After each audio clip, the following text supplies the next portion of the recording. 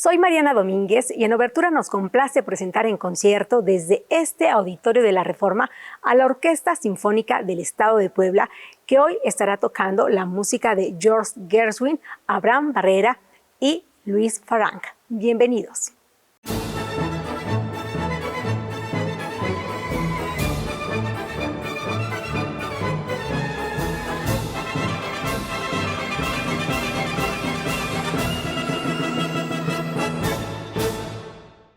George Gershwin fue una de las máximas figuras de la música estadounidense del siglo XX y uno de los compositores más taquilleros de Broadway y Hollywood. Debido a su formación musical inadecuada, Gershwin tuvo que recurrir más a su intuición que a las reglas para resolver sus problemas musicales. Consciente de sus carencias académicas, visitó París en 2 ocasiones. La primera para estudiar con Maurice Ravel, quien le dijo que no tenía nada que enseñarle, y la segunda para que fuera guiado por la extraordinaria pedagoga Nadia Boulanger, quien también le recomendó que no abandonara su estilo y siguiera su intuición.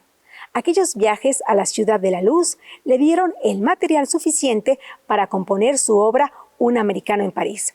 Gershwin se convierte en un turista que, entusiasmado, pasea por la ciudad, está maravillado por el río Sena y no deja de admirar su arquitectura y sus avenidas. Estas y otras impresiones de sus placenteras estancias en París las dejó plasmadas en la que es, sin duda, una de sus mejores partituras. El compositor norteamericano falleció a la temprana edad de 38 años. Disfrute de Un americano en París de George Gershwin. Toca la Orquesta Sinfónica del Estado de Puebla bajo la dirección del maestro Benjamín Juárez Echenique.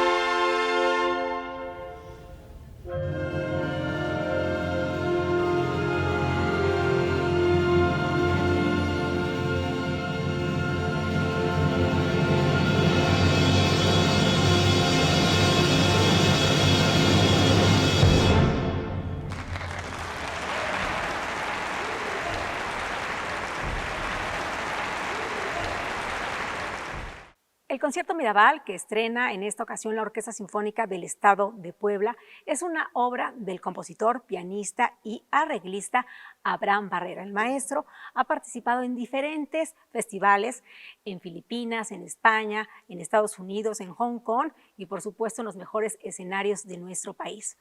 Además de su trayectoria como un gran solista y como un gran compositor, ha hecho arreglos para otros músicos y también ha tocado con ellos, como es el caso de la maestra Eugenia León, con Guadalupe Pineda, con Gualberto Castro y también con otros músicos del ámbito popular y el pop, como es el caso de Alejandra Guzmán y también de Manuel.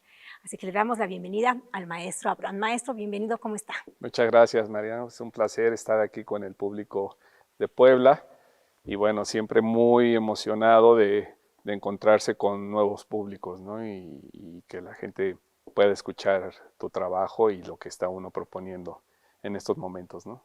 Maestro, este concierto, el concierto Mirabal, dije, ¿por qué le habrá puesto así el maestro a esta obra? Dije, ¿será por las hermanas Mirabal? No, porque el apellido se escribe diferente.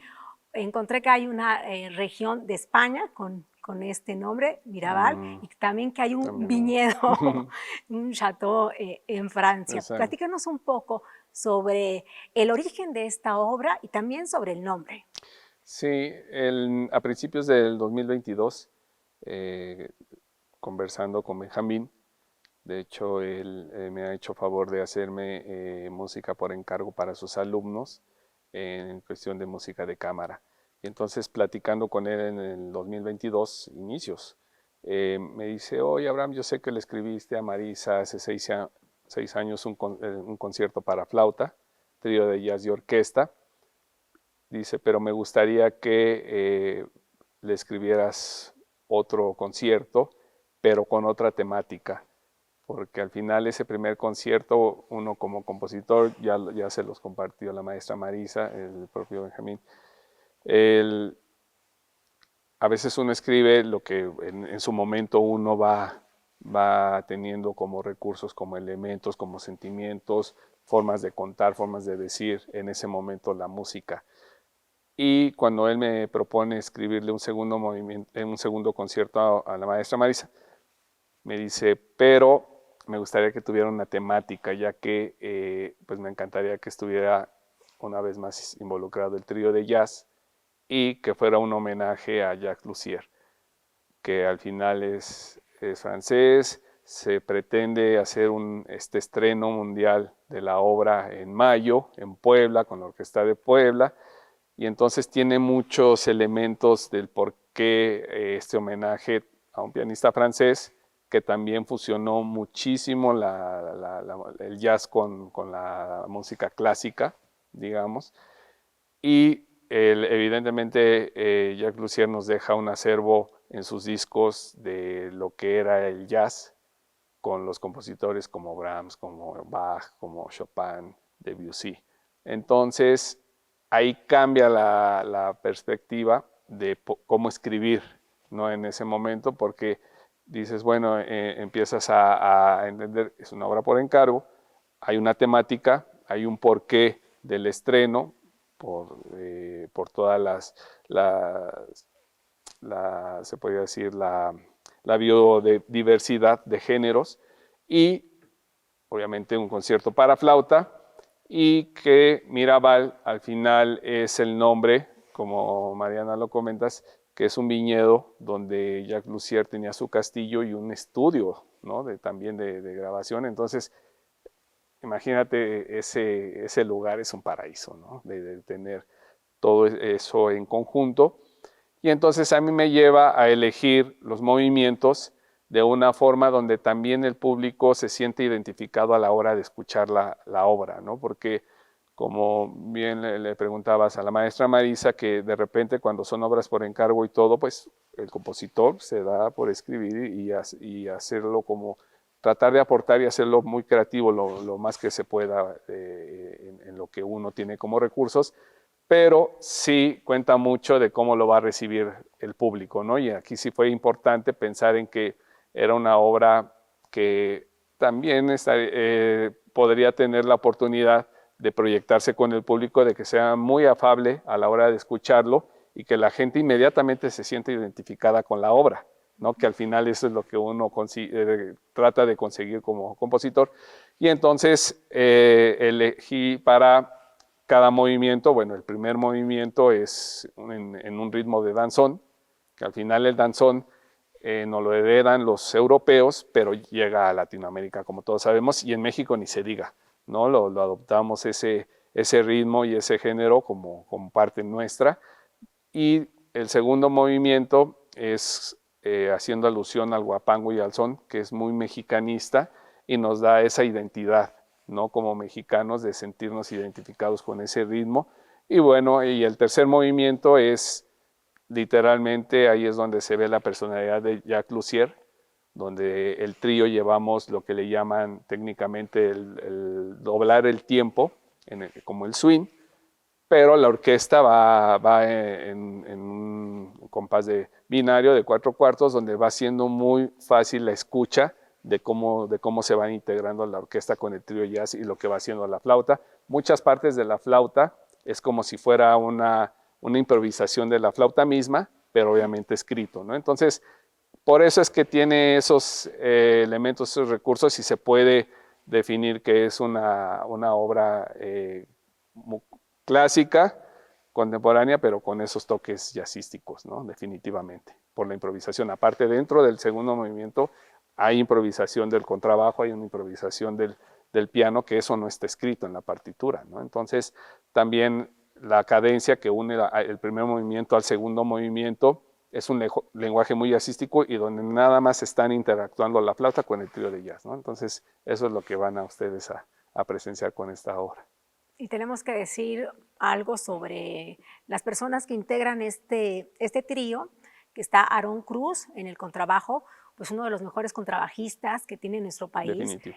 Bueno, es impresionante la cantidad de discos, no solamente propios, sino en los que ha participado. Exacto. Una gran figura. Y por el otro lado, Gustavo Nandayapa, un gran baterista, muy joven y que, tenemos que decirlo, que pertenece a una familia, una gran dinastía de músicos en nuestro país, como es la familia Nandayapa, dedicada principalmente a la marimba.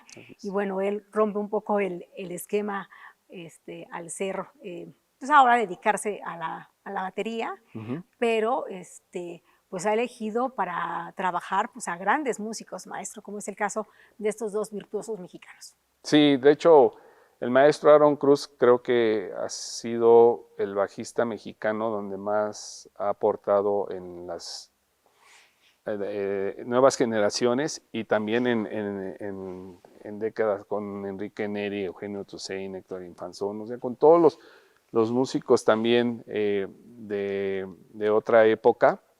Él ha aportado muchísimo y ahora con las nuevas generaciones, ¿no? Y el maestro Gustavo Nandayapa viene desde Seferino Nandayapa, que era el tío abuelo, y bueno, de hecho Gustavo empezó con la marimba, ¿no? Y después agarró la batería. La batería, ¿no? Sí. Pues maestro, pues muchas gracias, bienvenido a Puebla, muchas que gracias. Su estancia sea muy placentera y que vuelva muy pronto a tocar, pues no solamente con la orquesta, sino en los muchos proyectos que tiene. Le agradezco mucho y gracias a ustedes por recibir esta obra y ojalá tengan oportunidad de escucharla. Pues maestro, muchas gracias. Nosotros estamos pues platicando con nuestros invitados en este concierto especial, un concierto que estamos seguros está disfrutando y que será pues uno de los conciertos pues más importantes que tenga la temporada 2022 la Orquesta Sinfónica del Estado de Puebla. Continuamos. Es un gusto recibir en entrevista a la maestra Marisa Canales, que es una de las grandes figuras musicales de la escena de nuestro país. La maestra estudió en Francia, en los Estados Unidos y por supuesto en México, y es una incansable promotora y productora musical. Hace un par de décadas fundó el sello discográfico Urtex Digital Classic y hoy estará estrenando el concierto Mirabal del compositor mexicano Abraham Barrera. Maestra, bienvenida, ¿cómo está? Muchísimas gracias, Mariana, por invitarnos, porque también vas a entrevistar a Abraham y a Benjamín, que es el director, así es que te agradezco en nombre de todos la invitación. Pues estamos encantados de estar aquí ensayando ya este nuevo proyecto que la verdad es una delicia, es un absoluto deleite. Abraham es un gran compositor, no solamente un gran jazzista, un gran pianista, es un queridísimo y entrañable amigo. Maestra, le hemos escuchado tocar conciertos muy diversos y de música también muy diversa. ¿Cómo se siente, digamos, entre estos dos mundos, en el mundo del jazz y la música clásica finalmente? Pues un poco desconcertada al principio, ahorita ya realmente me siento muy a mis anchas. Afortunadamente tuvimos una serie de ensayos en casa con Abraham y Benjamín. Benjamín dirigiéndonos, a Abraham y a mí, Abraham en el piano, yo en la flauta, y eso fue lo que nos permitió hacer una solidez, construir una solidez en la comprensión de los ritmos y pues todo el asunto del lenguaje sincopado al que no estamos acostumbrados los que estudiamos en el conservatorio, la música de concierto tradicional, digamos, el repertorio estándar. Pero es una cosa muy gozable, realmente. Maestra, sabemos que usted como una flautista y como una mujer interesada en su instrumento y en proveer nuevas partituras para la flauta, le han dedicado algunas obras y también usted ha solicitado algunas partituras. ¿Qué cualidades debe tener una partitura? Porque más allá de que se agradezca el gesto de que alguien le componga algo, para decir, sí me gusta esta obra y la puedo tocar y me gustaría tocarla. Pues mira, en realidad cuando me regalan la obra así, que es una cuestión pues espontánea de parte del compositor, lo primero que veo es que tenga un interés real en cuanto a la técnica del instrumento. O sea, obviamente si es una obra muy sencilla que no requiere de ningún pues, desafío técnico, de ningún trabajo técnico, se puede tomar como algo que sirva para, pues, para pasar el rato rico, para tocar algo que sea disfrutable desde el principio, pero si es una obra que tiene pretensiones de volverse parte del repertorio, pues tiene que cubrir una parte técnica, tiene que cumplir la parte melódica, aunque no sea tonal el asunto, simplemente tener una estructura que sea coherente, tener todas esas, digamos, características que hacen de una obra algo clasificable de alguna manera, ¿no? Entonces, bueno, cuando he comisionado obras, pues sé a quién se las comisiono, obviamente. La primera obra que comisioné fue a Samuel Seaman y de ahí se desprendió una serie de colaboraciones impresionantes. Es al compositor a quien más obra le he comisionado. Pero bueno, tengo obras de Eugenio Toussaint, tengo obras de Arturo Márquez, tengo obras de Lalo Schifrin, de Alexis Aranda y ahora la más nueva es la de Abraham, pero Abraham ya me escribió, antes de esta obra ya me escribió otras dos obras para flauta y piano y la verdad es que, bueno, sí sé con quién meterme. Eso está bien. Acaba de decir una palabra interesante que es la palabra tonal y es lo que podríamos, como para que nuestro público lo pueda entender mejor, como algo más apegado como a las estructuras y el sonido que nos lleva a lo que conocemos entre comillas como música clásica, porque hay cosas de vanguardia que son muy interesantes, pero en este caso le interesa este tipo de música, está pegado a su personalidad y a lo que le gustaría hacer. La música atonal, realmente toqué muchísima música atonal, mucha, recién terminados mis estudios, porque en ese momento mi queridísimo y tan extrañado amigo y queridísimo maestro Manuel Enríquez, que era el que dirigía el Foro de Música Nueva, me tomó bajo su ala y me dijo, tú vas a ser quien estrene las cosas más importantes dentro del foro. Entonces, bueno, me puso a trabajar como loca, pero llegó un momento en el que dije, hasta aquí llegué, porque de verdad el desgaste físico y emocional de tocar música tonal es muy diferente del que tiene uno cuando toca música tonal. Y bueno, hay gente que se dedica a eso y que es feliz con ese tipo de repertorio. A mí me gusta mucho más la música tonal. O sea, no es porque sea mejor o peor, es diferente simplemente, pero a mí la mayor parte, digamos el 90% de las cosas que me han escrito han sido realmente, si no completamente tonales, por lo menos con una gran estructura rítmica que ayuda a que el oyente, aunque la melodía sea tonal, tenga una base sobre la cual agarrarse y sentirse pues impulsado, apoyado, guiado en la música.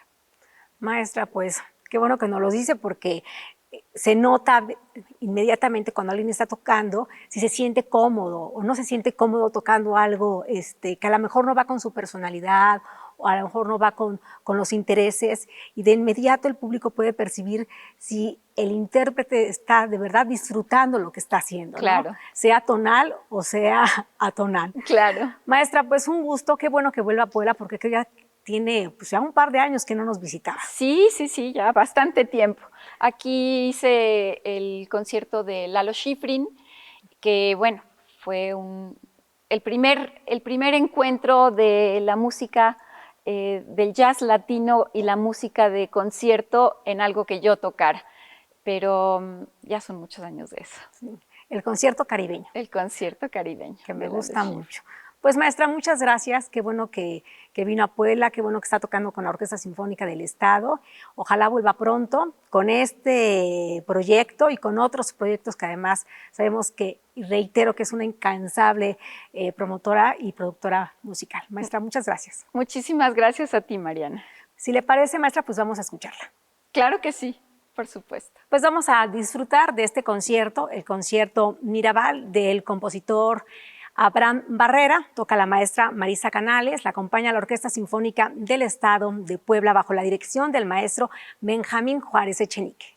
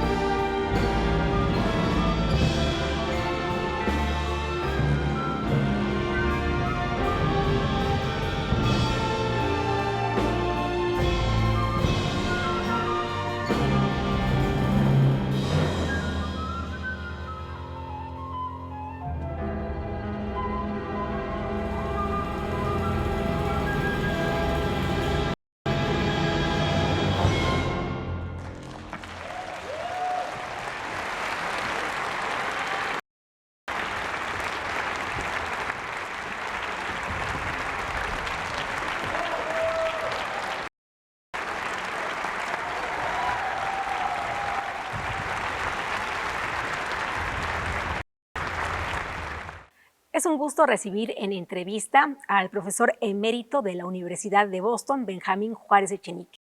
El maestro tiene más de 4 décadas de experiencia, ha dado clases de musicología, de dirección orquestal, fue director del Centro Nacional de las Artes de México y también, por supuesto, es una de las grandes figuras musicales de nuestro país. Le damos la bienvenida. Maestro, ¿cómo está? Bienvenido. Encantado de estar aquí contigo, María, y con tu público y de regresar a Puebla, que es un lugar tan importante para nuestra cultura. Y además aquí le tenemos mucho aprecio, mucho cariño por pues, muchos proyectos que hizo hace ya un par de años y pues ahora de nuevo regresando a la ciudad con un proyecto interesante con el concierto Mirabal que escuchamos hace un momento. Y bueno, me gustaría que platicáramos un poco sobre la última obra de una compositora francesa que la verdad yo no conocía, que es Louise Farrenc, esta compositora que es una mujer excepcional en su contexto, pensando que es el siglo XIX y que a pesar de que en este siglo o siglos anteriores hubo mujeres muy destacadas que vivieron también en contextos también muy favorables, pues no tuvieron fortuna, no tuvieron el apoyo de sus familias, de sus padres o de sus hermanos o de los esposos para que pudieran seguir pues desarrollando su talento. Esta es una historia aparte y muy aplaudible. Sí, pues es casi algo que vemos que se repite, que ha habido grandes mujeres en la pintura, en la literatura, pero también en la música. Y pues el siglo XIX es una época en que está marcada por la gran Clara Schumann, que era quizás la mejor pianista de su época. La otra gran pianista de su época era precisamente Louise Farrenc, que fue una especie de protofeminista.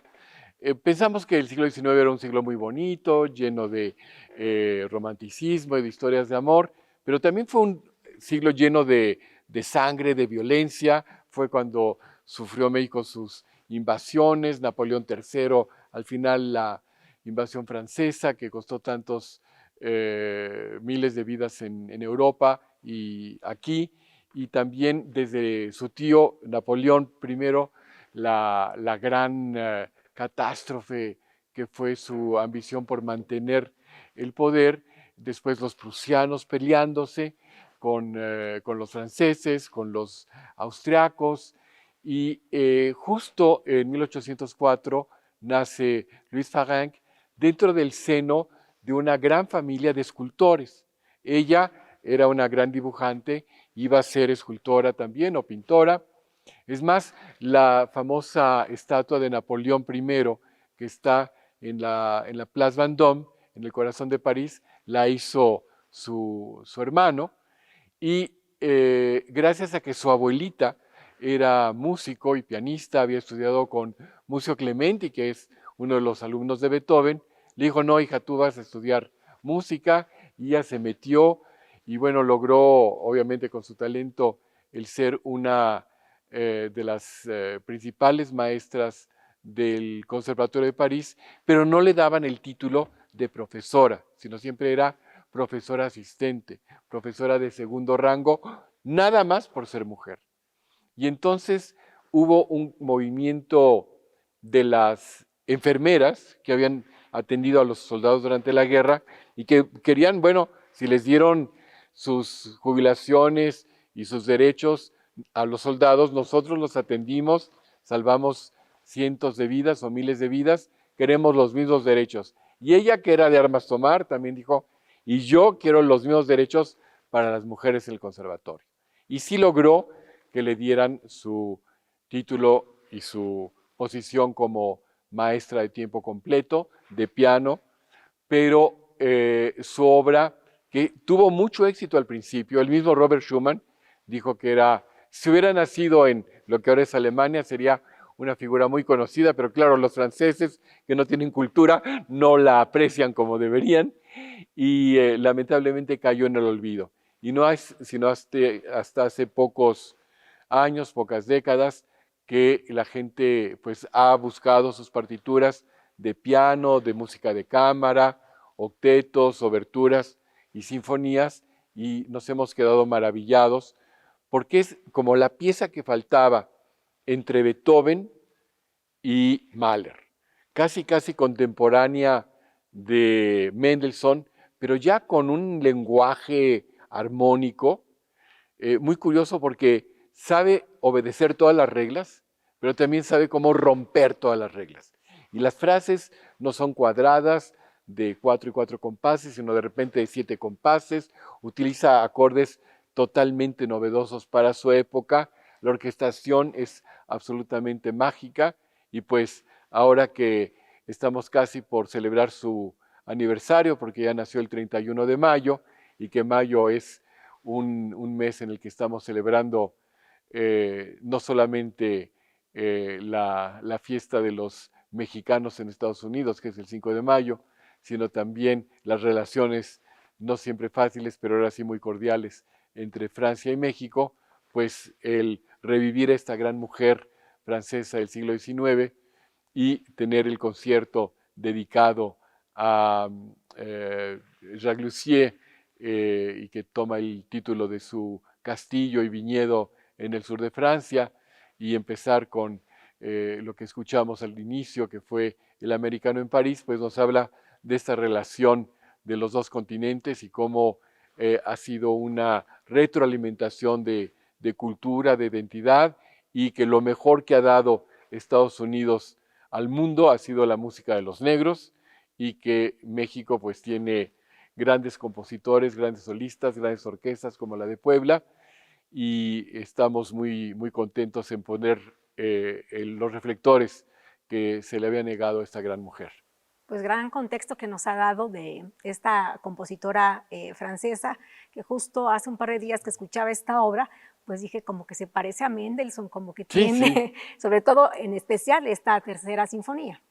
Y Sí, una sinfonía que nos hace recordar a estos compositores y en especial a él. claro, ella escribió 3 sinfonías, la segunda es quizás la más revolucionaria, la 3 me parece que es una sinfonía muy madura, yo la vinculo un poquito con la Sinfonía Escocesa de Mendelssohn, pero en el último movimiento tiene una serie de acordes, de sorpresas, que realmente no están tan lejos de Mahler. Por ejemplo, la recapitulación que siempre en las sinfonías de Beethoven y de los compositores del primer romanticismo es triunfante y todo. Aquí es una mujer llena de amor, llena de sentimientos, llena de historias, pero también de dolor, y es una recapitulación que llega en pianísimo, como un recuerdo, y ya de ahí va creciendo hasta que termina con gran fuerza.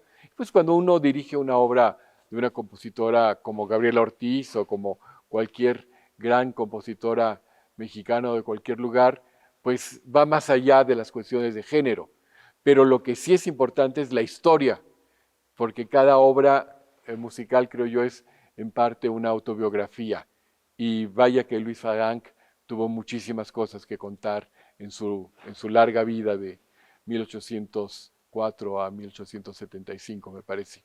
Porque además es una gran biografía, porque es una mujer de lucha. Claro. Después la pérdida de la hija, que seguramente se ve reflejado ese dolor en esa Sí, obra. porque su hija era también una gran pianista que iba a despuntar, y en menos de un año ella pierde a la hija y al marido, que el marido también fue un gran musicólogo que coleccionó una enorme cantidad de manuscritos desde el desde la Edad Media y sobre todo los grandes maestros del barroco, y ella se dedica a seguir dando sus clases, sus conciertos, pero a seguir la obra de su marido y a respetar cada nota como la habían puesto los compositores originales. En eso también profética es la idea atrás de la palabra Urtext, el texto original en la música, así es que son muchas las lecciones que tenemos que aprender de ella todavía, y qué bueno que exista un movimiento ahora por rescatar la obra de ella y de otras grandes compositoras que han sido injustamente olvidadas. Y bueno, ya no quisiera extenderme mucho, pero ahora que decía del esposo de nuestra compositora de hoy, pues es un esposo que apoya finalmente a la mujer, no el caso que tuvimos en México de Melesio Morales y Guadalupe Olmedo. Bueno, Guadalupe era su alumna y estaba muy guapa y muy joven, entonces se casa con ella, pero sí es la primera mujer en México que tiene un título del conservatorio, una gran pianista, y pues lamentablemente no pudo componer todas las obras que su talento prometía, pero su cuarteto, por ejemplo, es una obra absolutamente de primera línea y hay varias figuras en el siglo XIX mexicano que han sido injustamente olvidadas y afortunadamente ahí la maestra Yael Vitrán ha hecho un gran trabajo en su tesis y en sus investigaciones de rescatar a las cantantes, las pianistas, las compositoras, porque estaban encerradas a tocar en tertulias y en salones para la gente bien y no tener la carrera pública que podría merecer su talento. Aún lo vemos dentro de la familia de Marisa, de mi familia, que encontramos ahí a algunas bisabuelas que tenían mucho interés por la música y seguramente mucho talento, pero que jamás cómo iban a ser cómicas, tenían que estar nada más tocando para un grupo familiar muy cerrado y pues eso fue una gran pérdida. Pero a pesar de los años y de los siglos, seguramente nuestra compositora estaría muy contenta y muy satisfecha de que pues esta lucha se logró y se logró en pleno siglo XXI. Claro, mucho trabajo por hacer, así es que más poder para ti, Mariana, y para todas las mujeres. Muchas gracias, maestro. Y si le parece, pues primero le agradecemos su presencia, ojalá vuelva pronto. Y si le parece, maestro, pues vamos a escucharla. Claro que sí, encantado de estar contigo y de estar con la orquesta y con el maestro Diego Hernández Bretón, que realmente ha hecho un gran trabajo con la Sinfónica del Estado de Puebla. Muchas gracias. Agradecemos al maestro y pues vamos a escuchar esta sinfonía, la sinfonía número 3 de la compositora francesa Louise Farrenc, una partitura que estrena en el año 1849. Toca la Orquesta Sinfónica del Estado de Puebla bajo la dirección del maestro Benjamín Juárez Echenique.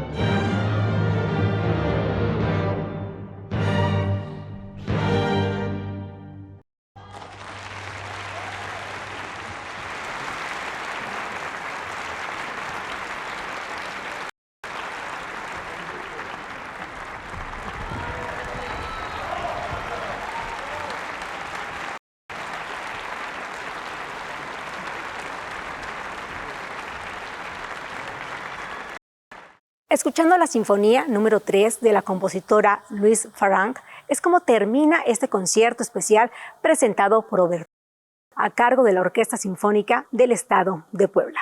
Soy Mariana Domínguez y le recuerdo que la música también se ve a través de SET Televisión.